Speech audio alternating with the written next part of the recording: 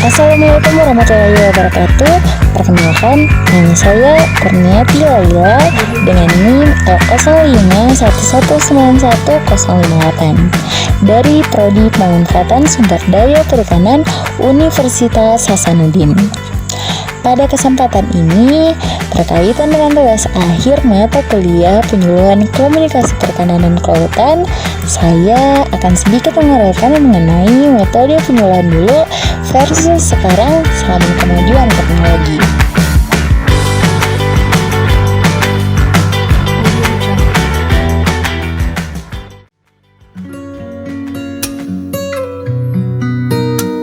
Pertama-tama, kita harus mengetahui apa itu penyuluhan.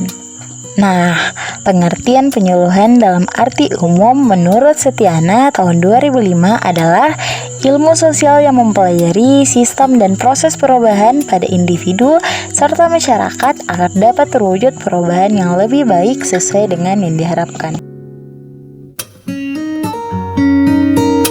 Dari pengertian tersebut dapat kita artikan bahwa penyuluhan adalah sebagai metode yang diharapkan dapat membawa perubahan yang lebih baik.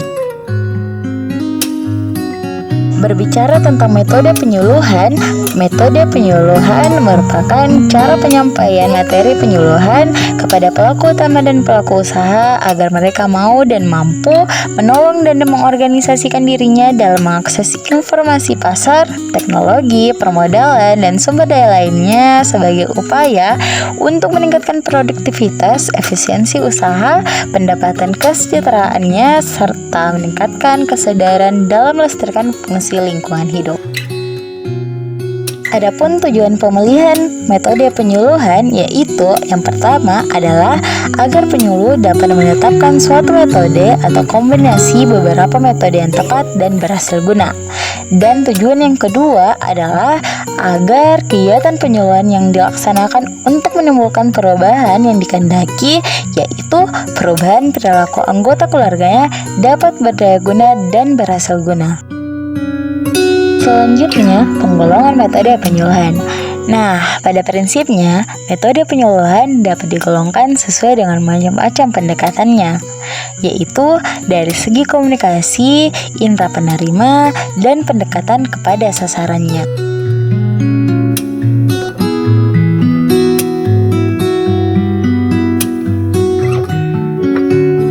Penggolongan dari segi komunikasi.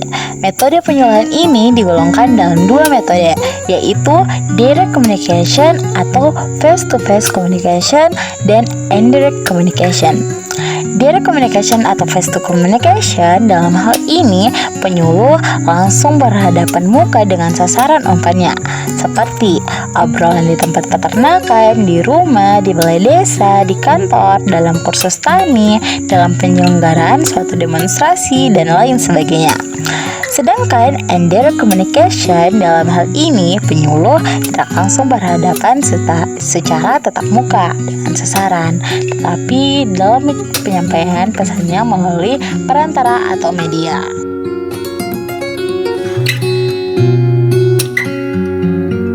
Penggolongan berdasarkan indera penerima. Jadi, penggolongan metode berdasarkan indera penerima ini dibagi menjadi 3 golongan, yaitu memperhatikan, mendengarkan, dan kombinasi. Metode memperhatikan yaitu metode yang dilaksanakan dengan cara memperhatikan pesan yang diterima melalui indera penglihatan, misalnya penampilan poster, pemutaran film, dan pemutaran slide. Dan selanjutnya pendengaran. Metode yang disampaikan melalui indera pendengaran, misalnya siaran pertanian melalui radio dan hubungan telepon serta alat-alat audiotif lainnya. Dan terakhir, kombinasi. Kombinasi merupakan metode yang disampaikan, diterima oleh sasaran melalui beberapa macam indera secara kombinasi, misalnya demonstrasi hasil, yaitu dapat dilihat, didengar, dan diraba. Kedua, demonstrasi cara, dapat dilihat, didengar, dan diraba. Dan ketiga yaitu siaran melalui televisi yang dapat didengar dan dilihat. Nah, penggolongan yang terakhir. Penggolongan ini yaitu melalui pendekatan kepada sasaran. Dan penggolongan ini dibagi menjadi 3 metode. Pertama, pendekatan perorangan. Kedua, pendekatan kelompok. Dan ketiga, pendekatan massal. Metode yang pertama, metode berdasarkan pendekatan perorangan. Dalam metode ini, penyuluh berhubungan secara langsung maupun tidak langsung dengan sasarannya secara perorangan. Menurut Van den Ban dan Hawkins pada tahun 1999, metode pendekatan perorangan pada hakikatnya adalah paling efektif dan intensif dibanding metode lainnya.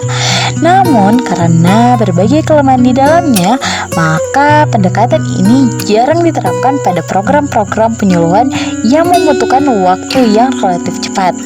Dalam hal ini, para penyuluh berhubungan secara langsung maupun tidak langsung dengan sasaran secara perorangan. Contohnya, kunjungan ke rumah petani ataupun petani berkunjung ke rumah penyuluh dan ke kantor. Surat menyurat secara perorangan, demonstrasi pilot, belajar perorangan, belajar praktek, dan hubungan telepon. Kemudian, metode berdasarkan pendekatan kelompok. Dalam metode ini, pendekatan kelompok, penyuluh berhubungan dengan sasaran penyuluh secara berkelompok.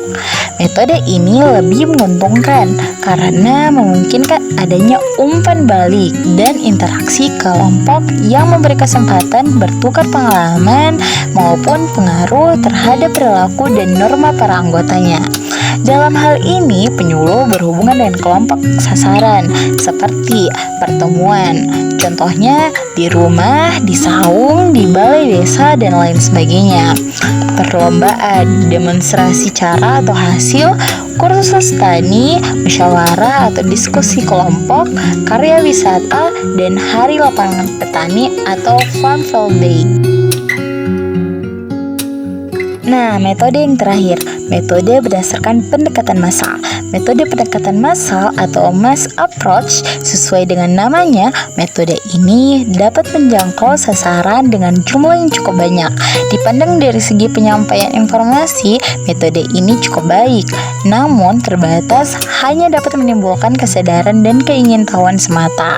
Hal ini disebabkan karena pemberi dan penerima pesan cenderung mengalami proses selektif saat menggunakan media massa, sehingga pesan yang disampaikan mengalami distorsi. Termasuk dalam metode pendekatan massal antara lain adalah rapat umum, siaran radio, kampanye, pemutaran film, penyebaran leaflet, folder atau poster, surat kabar, dan lain sebagainya. Itulah tadi beberapa penggolongan metode penyuluhan. Selanjutnya, bagaimana sih metode penyuluhan zaman dahulu dan zaman sekarang? Penyuluhan zaman dahulu banyak menggunakan metode tatap muka, baik secara perorangan maupun kelompok. Di antaranya seperti ceramah, demonstrasi, karya wisata, kunjungan rumah atau tempat usaha, kursus, magang, mimbar, pameran, dan lain sebagainya.